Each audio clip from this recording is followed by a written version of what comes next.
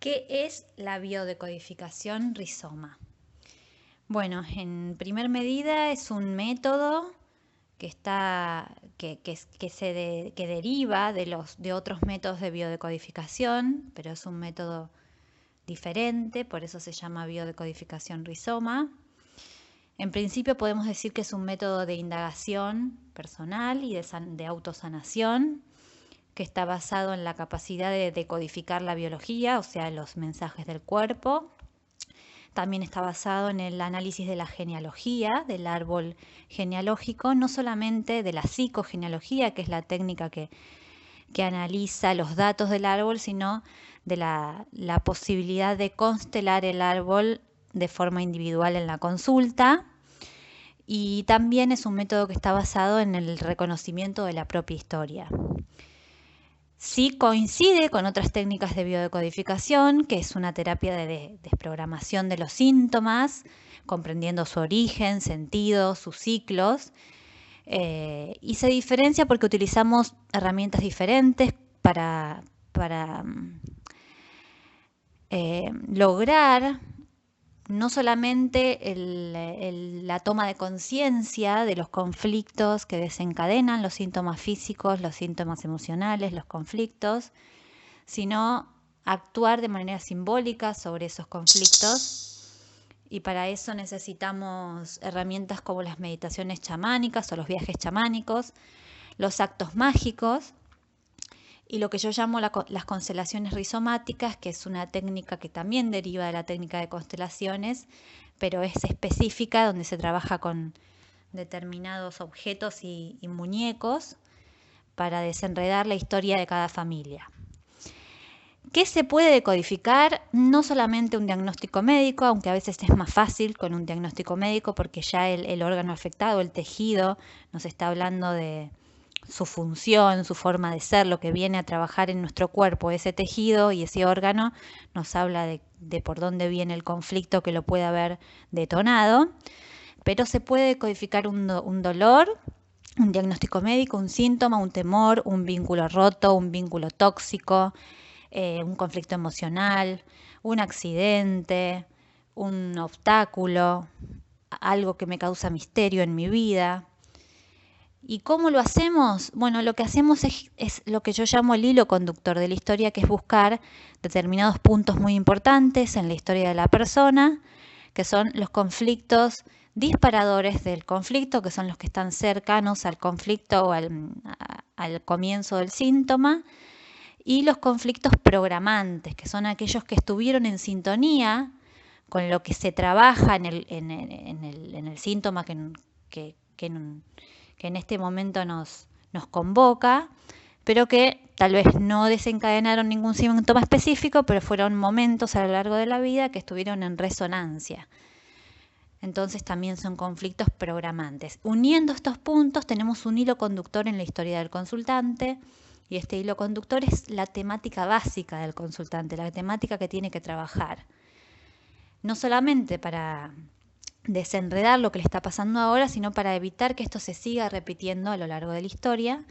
Y cuando buscamos estos conflictos programantes, los buscamos alrededor, a lo largo de la historia de la persona y de la prehistoria. Cuando decimos prehistoria, hablamos también de la etapa de su gestación, o sea, lo que estaban viviendo sus padres durante su gestación, y en su árbol genealógico, sobre todo teniendo en cuenta las personas de las cuales el consultante es doble, que esto quiere decir que trae una memoria esencial de esta persona, que de alguna manera la repite, la compensa, viene a sanar algo que esa persona no terminó de sanar, etc.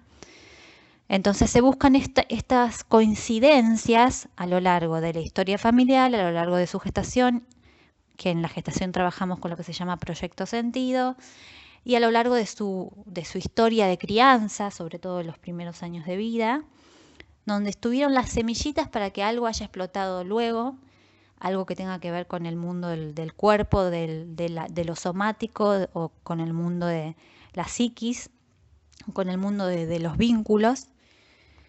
Y bueno, y buscamos este hilo conductor, que puede ser una temática específica como el abandono, la soledad, el abuso en diferentes rubros o partes de la vida, que condicionan a la persona, por ejemplo, a enfermarse.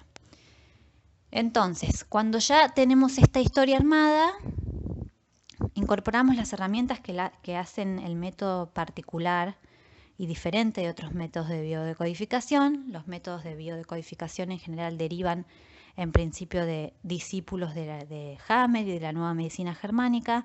Nosotros lo estudiamos a Hammer y tomamos algunos de sus conceptos y algunos de los conceptos de sus discípulos que generaron diferentes escuelas, ¿no? Y abrieron diferentes métodos, pero siempre trabajan con la idea esta de desprogramar o decodificar el síntoma porque nos está hablando de algún conflicto en particular, cosa que no hacía Hammer en general. En general, Hammer explica cómo suceden las etapas de conflicto activo, de reparación, pero muchas veces no está de acuerdo con que este conflicto hay que cerrarlo, desprogramarlo o trabajarlo.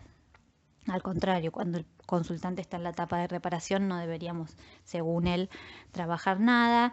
Muchos de sus discípulos incorporan otras herramientas y creen que sí, que hay que trabajar aquello incluso que se está sanando a nivel del órgano para que no se repita. Y nosotros sí tomamos muchas cosas, el legado de muchos autores sobre todo, porque hay mucho material escrito, muchísimo, desde lo que nos han legado discípulos de Hammer como Fleche, Claude Sabat, Salomón Gelam, bueno, y muchos que han trabajado con la temática de psicogenealogía, que son muchos otros también. Hammer cree que la enfermedad es una solución básica de supervivencia, que en realidad es una respuesta sana a un conflicto previo o a una vivencia en particular que ha generado un conflicto no emocional sino biológico, ha generado un shock biológico y este shock se evidencia en el plano emocional, en el plano psíquico, en el plano cerebral y en el plano físico. Después hay otros autores como Callejón que creen que hay enfermedades que son soluciones básicas de supervivencia y hay enfermedades que no, que son arquetípicas, que no vienen a salvar al paciente, que la enfermedad no viene a reparar o a restaurar el equilibrio. Son la menor cantidad de enfermedades, por ejemplo, enfermedades autoinmunes o muy agresivas cuando la enfermedad viene de adentro y es muy agresiva con el propio cuerpo. No es el caso ni de las infecciones, ni de los resfríos, ni de las gastritis, ni de las enfermedades transitorias. Pero sí hay casos en el que el cuerpo tiene una actitud como de comerse a sí mismo. Y ahí habría que buscar, por ejemplo, un programa de autodestrucción a nivel incluso familiar y ver si esta enfermedad, en vez de tratar de curarnos, nos está evidenciando que no estamos siendo coherentes con nuestro pasado. Algunos le llaman denunciando que el mandato familiar no se está cumpliendo. Pero bueno, hay que buscar esa coherencia. ¿Cuál es entonces el hilo conductor, el origen de esta contradicción interna que puede hacer que nosotros mismos quisiéramos, una parte de nosotros, eliminarnos a nosotros mismos? ¿Qué herramientas utilizamos? ¿Utilizas para trabajar una vez que conocemos la historia? En principio, un cuestionario muy largo que contesta el consultante con preguntas muy estratégicas para armar la historia que tenemos que armar, además de armar el árbol y además de abrir la carta natal y la revolución solar, que es otra pata con la que trabajamos también, pata en la que nos sostenemos, la pata de la astrología.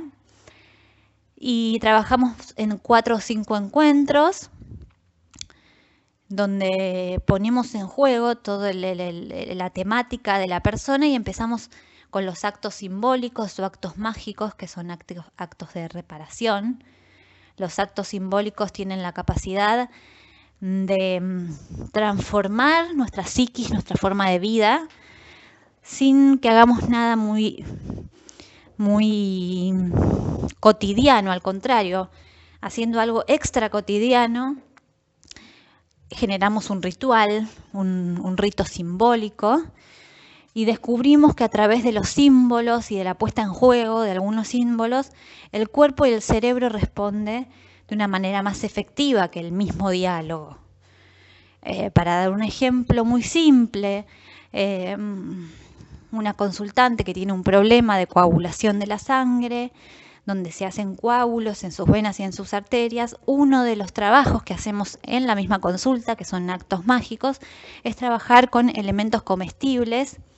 Por ejemplo, en este caso con gelatina. Elegimos la gelatina porque tiene la capacidad de parecerse a un coágulo cuando está hecha, ¿no?, fría, y que la misma consultante pueda trabajar con esa contextura, concientizándose que representa su coágulo y diluyéndolo para luego poder tomarlo. Parece una brujería, pero en realidad lo que queremos hacer es indicarle a la parte más antigua de nuestro cerebro y a una parte simbólica que nosotros podemos, a través de algo simbólico, que es haber destruido el coágulo por fuera y después incorporarlo, no excluir a nuestra enfermedad, no luchar contra ella, no considerarla nuestra enemiga, sino al contrario, incorporarla, pero trabajarla, ponerle una textura, un color, un olor, una forma. Otra de las cosas que hacemos es el diálogo con el órgano. Tenemos elementos que simbolizan el órgano y trabajamos con esos elementos, nos ponemos en su lugar, buscamos su voz, pensamos qué nos diría el quiste, el nódulo, el riñón, el corazón, los pulmones, qué está queriendo transmitirnos, por qué vino, hasta cuándo se va a quedar, bajo qué circunstancia, si nos pudiese decir algo que nos diría, si nos pudiese cantar qué nos cantaría. Y ahí el terapeuta trabaja con el consultante cambiando de rol entre el consultante y alguna parte de sí mismo que no está integrada, porque en general el consultante se cree mucho más que el órgano afectado y lo que quiere es que ese órgano se deshaga del problema en vez de escuchar su voz, incorporar lo que viene a traerle, porque en general lo que el consultante necesita incorporar es la capacidad que tiene el órgano. Hay órganos más blandos, otros más duros, y en general nosotros estamos identificados con una parte de nosotros y tenemos que aprender a integrar una que no vemos y que está en general manifestada por la enfermedad o el vínculo tóxico o el conflicto emocional. Otra de las herramientas que utilizamos son las constelaciones rizomáticas, que son muy potentes, poderosas, tienen mucha fuerza. Trabajamos con unos muñecos especiales, que son juguetes, pero cada uno tiene su profesión, algunos son perritos, ositos, algunos se mueven, algunos tienen luz, y el consultante va eligiendo uno que representa a cada personaje de su familia, uno que representa a sí mismo, y a veces alguno representa algún concepto, como la enfermedad, el miedo, algún órgano, la soledad, el abuso. Y luego pasa algo azaroso, entre comillas, cuando descubrimos cuál es la dinámica, según los muñequitos quedan expuestos casualmente en el espacio y vamos interpretando un poco qué sucede y vamos reorganizando el sistema a través de lo que el consultante siente al ver a estos objetos que están representándolo. Entonces le preguntamos, ¿querés moverlos? ¿Cómo sentís moverlos? ¿Qué tenés ganas de hacer con ellos? ¿Cómo los acomodarías para no expulsar a ninguno, ni a los buenos ni a los malos, entre comillas? Y es un trabajo también muy, muy potente. Trabajamos con una astrología, con la carta natal, con la revolución solar, con los tránsitos.